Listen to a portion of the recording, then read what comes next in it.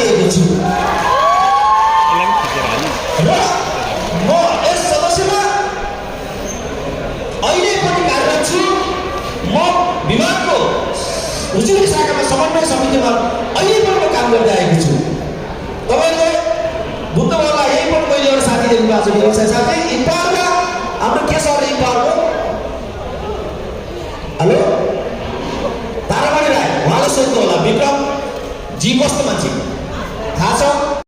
Para यो व्यवसायसँग जोडिएका हाम्रा आफन्तजनहरू, यहाँहरू सम्पूर्णलाई हार्दिक हार्दिक स्वागत, हार्दिक नमस्कार। जय वैदेशिक रोजगार। म धेरै कुरा बोल्ने पक्षमा छैन, किनभने सचिवज्यूले धेरै कुराहरू राखेर गइसक्नु भएको छ। साथमा यहाँहरूको हातमा हामीले प्रतिबद्धता पत्रहरू, यो घोषणा पत्र यहाँहरूको हातमा साथसाथमा दिइसकेका छौँ कि हामी खाली हात आएका छैनौँ। हामी आएका छौँ भने केही गर्नको लागि योजना लिएर आएका छौँ, काम गर्नको लागि कार्ययोजना लिएर आएका छौँ। हाम्रो क्षेत्र वैदेशिक रोजगारीको क्षेत्रले पुर्याएको योगदानको विषयमा हाम्रा अग्रज व्यक्तित्वहरू सबै चिज परिचित नै हुनुहुन्छ। हाम्रा पेसा व्यवसायीहरू सबै चिज परिचित नै हुनुहुन्छ। सचिवज्यूले धेरै कुरा, सचिवको उम्मेदवारज्यूले धेरै कुरा भनेर गइसक्नु भएको छ। अध्यक्षज्यूले धेरै कुरा भन्नुहुने नै वाला छ।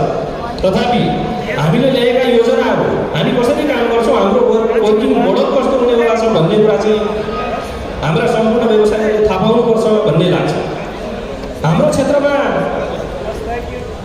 र चुनावको माहौलमा धेरै भ्रमहरू सङ्केत छ। यही वर्षको घटना हेर्नुहोस्, यही वर्षको घटना हेर्नुहोस्, विभागले कतिवटा म्यानपावरको छापा हाल्यो। प्रत्येक यहाँ हेर्ने एउटा हात धेरै रोक्न सक्छ। कतिवटा हाम्रा व्यवसायीहरूलाई पक्राउ पुँजी जारी गर्यो, हामीलाई स्पष्ट रूपमा थाहा छ। धेरै घटनाहरूमा म प्रत्यक्ष रूपमा इन्भल्भ भएको छु, सहभागी भएको छु। धेरै घटनाहरू त्यस्ता घटनाहरू छन् जहाँ आधार पनि छैन, प्रमाण पनि छैन, तर विभागको ज्याजती छ, प्रहरीको ज्याजती छ। धेरै ठाउँमा पुगिरहेका अफिसरहरू धकेल्ने काममा म पनि गएको छु कि पक्राउ पुँजी ल्याउ पहिले भन्नलाई। धेरै ठाउँमा हामीले भनेका छौँ, धेरै ठाउँमा हाम्रा व्यवसायीहरूलाई विभिन्न अभियन्ताको नाममा, विभिन्न मिडियाको नाममा धम्काइएको छ, फर्काइएको छ। अनि अत्यन्तै असुरक्षाको दृष्टिकोणले हामी व्यवसायहरू तरसित भएर बस्नुपर्ने अवस्था छ। यस्ता व्यवसाय, यस्ता खालका घटनाहरूमा सङ्घले उचित कदम नचालेको हामी देख्छौँ। प्रत्यक्ष रूपमा हेर्दै गर्दाखेरि यस्ता घटनाहरू फिजिकल त्रुटिहरूलाई सच्याइ तपाईँहरूले जुन अहिले दिएको समस्याको समाधान हामी गर्न अग्रसर हुनेछ भन्ने म प्रतिबद्धता व्यक्त गर्न चाहन्छु। अब हाम्रो अर्को कुरो भनेको समस्या आउँदैछ मेन भनेको हामी व्यापारी कुनै पनि मोमो पसलमा दिनभरिमा 100 प्लेट बेच्नुपर्छ भन्ने कुनै पनि हुँदैन। त्यसो हुँदा यो समस्याको 100 सङ्ख्याको समस्या त्यसरी लिमिटेड हुनुपर्छ भने अब हामीले व्यवसाय सरकारले मान्छे विदेश पठाउँछ, इजरायल, जापान लगायतको कोरिया पठाउँछ, तर उनले पैसा दिएर पठाउँछ। तर हामीलाई 10,000 भन्छ, कतिपय देशमा फ्री भिसाले टिकट पठाएको हुन्छ। यो एउटा अव्यावहारिक छ। नेपाली काङ्ग्रेसका पूर्व मन्त्री गोविन्द साईज्यू र हाम्रा नेपाली काङ्ग्रेसका केन्द्रीय सदस्य तथा उद्योग समितिका संयोजक श्री गुरु बरालज्यू मेरो जिल्लावासी पनि हुनुहुन्छ।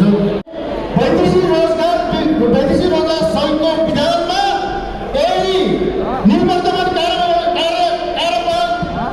महासचिव भन्ने लेखेको छ भने अझै मैले अवश्य त्याग प्रत्याग नै गर्छु। विधानसभाले फुटिँदैन र उहाँले भन्नुभएको छ यो यातायातको चुनाव होइन, कुनै व्यवसायको चुनाव होइन भन्छ। म उहाँलाई चुनौती दिन्छु, यो वैदेशिक रोजगार सङ्घको चुनाव हो। यो वैदेशिक रोजगार सङ्घमा गएर आरबिआईको साबिक सर्टिफिकेट दिन्छु भनेर 50,000 उठाउनेको झुन्ड्याउनु चुनाव गर्ने आवश्यक परे 36 लाख पैसा उठाएर 50,000 दिन्छु। त्यसले गर्दा यदि साथै चुनाव लड्ने मैदानमा आउनुहोस्, हुँदैन 30 गते मानसिक रोजगारसम्म भेट्नु पर्ला फेरि तपाईँले एउटै दिन्छु। त्यसले गर्दा सायद रोजगारले आज 15 वर्षसम्म पत्ताउनु हुन्छ। सुन र पित्तल त